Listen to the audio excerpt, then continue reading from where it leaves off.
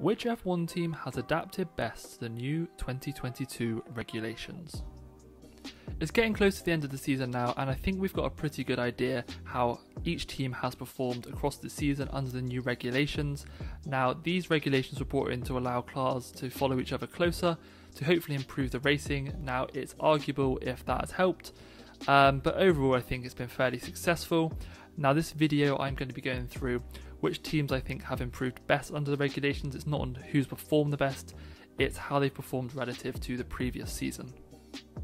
So starting from last, and it's got to be ALPHA-TAURI. They've had a pretty shocking season.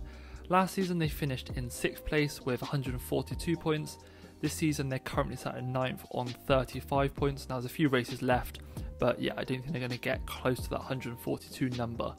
Now, they're one of the only teams as well that have had the same drivers across both seasons, so I think it's fair that you can compare their performance in the car.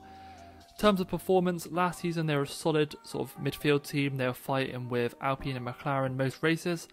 This season, they've just not been on it. There's a few races they've been up there in the points, but most of all, they've just sort of been down there at the bottom, and they've really struggled to get any points this season. Gasly especially has really struggled compared to last season. He sort of carried the team a lot last season, and I think he's going to be happy that he's heading off to Alpine at the end of this year. 9th on the list is Williams, and this is a bit of a funny one to be honest. They've dropped from, well, they were in 8th place last season and they're now last place in 10th, only on 8 points. Now, I don't think their development from last season's actually changed that much to be honest. They've lost 2 positions, but the majority of those 23 points came from just 2 races last season. It was in Spa when George Russell did great and managed to put the car, I think it was on the front row, and then ended up getting second with half points. I think Latifi also scored points in that. And then also in Hungary when a lot of the cars got wiped out in that Bottas incident. So they scored a lot of points there that I don't think they sort of, it's maybe not as representative of how well they actually were performing that season. But in last place on 8 points, I don't think this is great for Williams, and yeah, they clearly haven't picked up the progress that I thought they would have this season. 8th on the list, and I hate to say this, but it's got to be McLaren, dropping from 4th last season in the Constructors, and they're currently sat in 5th, and it doesn't look like they're probably going to beat Alpine to be honest. They've lost the position. Last season they finished 4th place. Arguably they could have finished 3rd if Ricciardo had performed sort of on Lando's level. They were a very quick team, they could often fight for podiums most races, whereas this season, yet they are the only team to score a podium outside the top 3 teams. They haven't looked very quick whatsoever, the car's been off the pace, and there's just a massive time gap between them and the top 3 teams. Unless something goes wrong, you don't really see them getting a podium at all, to be honest. So I think McLaren fans will be disappointed. I thought they'd be hoping for this new regulation to step on and sort of, I don't think people are expecting McLaren to fight for wins, but I think to be up there as the 3rd quickest team is going to be the aim for next season. Number 7, and it is Aston Martin. They are the only team that are still in the same constructors position, so they finished last season 7th, but they're currently sat in 7th this season. They're probably aiming to finish around the same amount of points, and they've had the same driver lineup. So yeah, pretty consistent. 7th place, there's a lot of teams that have sort of done better than them, and I think there's a lot of expectation with Aston Martin, and they haven't really lived up to that. I know it's a 5-year plan for their aim to win championships, but they haven't really seen that quick. There's a few races where they've actually seemed to have fairly decent pace and maybe be the sort of 4th or 5th quickest team, but I think they'll hope for more pace and consistency next season. 6th on the list is Mercedes. Now this might seem a little bit high, as they currently went from 1st place last season, clear constructors champions, dropping down. They're currently sat in 3rd position, and yeah, they're probably the 3rd quickest team this season on average. It's been a tale of 2 halves of the season, to be honest. At the start of the season they were awful, struggling to get out of Q1 in some sessions with Hamilton. Although they probably did have the 3rd quickest car, they were clearly experimenting with parts at the first few races of the season to try get that championship winning car, which they failed to do. But in the last few races they've really stepped on. They've arguably been on pace with Ferrari. Just a few strategy sort of mistakes maybe that haven't got them the win, but That's why I've ranked them a little bit higher. I think this might be a bit recency biased. Definitely they weren't been this high at the start of the season, but I think they've done a better job than, say, Aston Martin. Also, it's the sort of marginal gains. The higher up and the closer you get to the top of the championship, the more development it takes to get those seconds off your lap time. So going from 10th to 5th isn't really as impressive as going from 5th to 1st. So I think Mercedes have done a fairly decent job, especially in the second half of the season, getting that car up to speed with the Red Bull, but they'll be extremely disappointed from the first half of the season from these new regulations. 5th place now, and it is HAAS. They went from last season finishing in last place with not a single point to finishing this season in 8th on 36 points, so they are currently 2 positions higher in the constructors. Now HAAS are another bit of a funny one. They started the season extremely well, getting sort of a decent amount of points, and they looked really quick in some races, and in testing they were very quick. It sort of tailed off a lot towards the end of the season. They managed to get some good points at Silverstone, but they seem to be really inconsistent. Some weekends they're right at the back of the field fighting Williams, other weekends they're up towards the sort of front of the midfield fighting McLarens and Alpines. So I think it's quite hard to say for HAAS, but compared to last season they've definitely made a big improvement. So 4th on the list is Alfa Romeo, and yeah, they've gone from 9th place last season on 13 points to currently sitting 6th this season on 53. And yeah, they've gained the most positions out of any team in the constructors, so I think arguably you could put them first, but there's sort of two things. First, I think they've definitely improved their driver lineup this season with Bottas and Zhou, and second, like I mentioned earlier, with the marginal gains.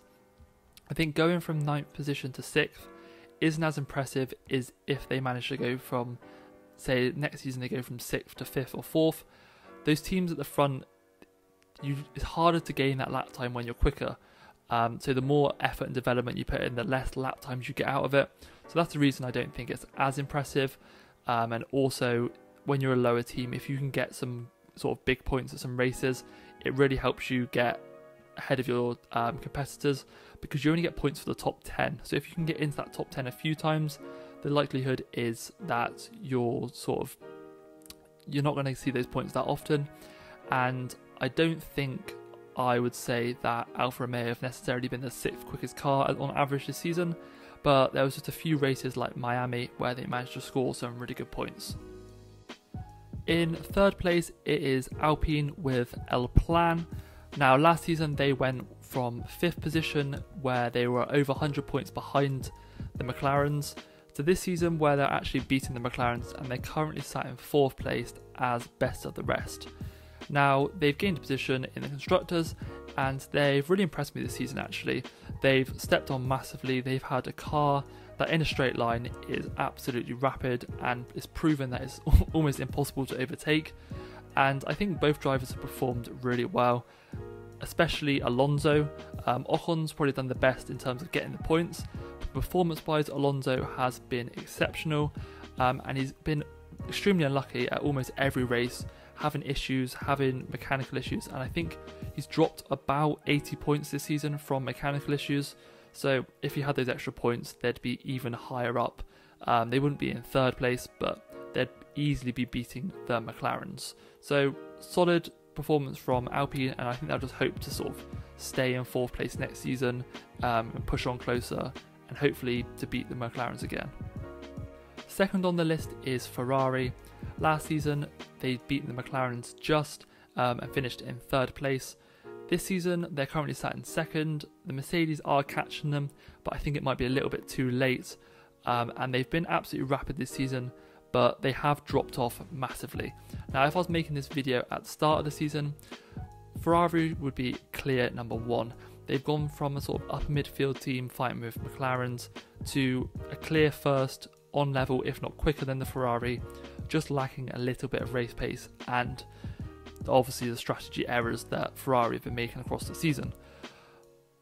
But since I think Austria, they haven't had a race win. Max Verstappen's won about 8 races in a row, and something's happened. Either Ferrari haven't bringing upgrades and Red Bull have, or something's happened as they just haven't really been there at any of the races. And I think this is especially evident At Mexico, they were nowhere.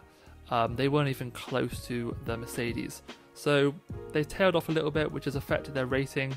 But overall for the whole season, I think they'll be fairly happy with their performance, especially compared to last year.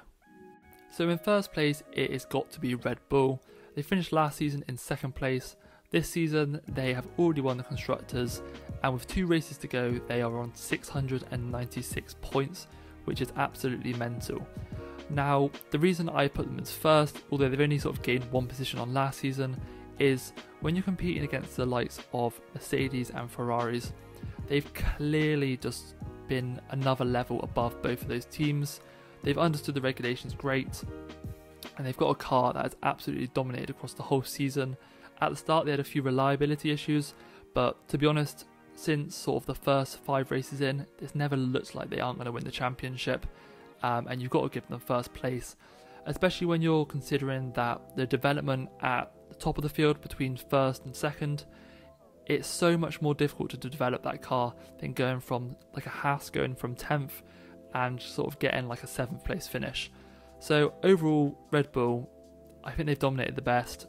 It'll be interesting to see what the sort of effects from the cost cap breaches will be next season with that reduced wind tunnel time, but I think they've got a car that can dominate. Even that car they've got now, I think, can compete next year with the other teams bringing upgrades. So which team do you think has performed the best this season compared relative to their performance last season? Do you agree with me and my list? Let me know in the comments down below which team you think has been the best or worst. And as always, thanks for watching to the end of the video, and I'll see you all again in the next one. Cheers for watching.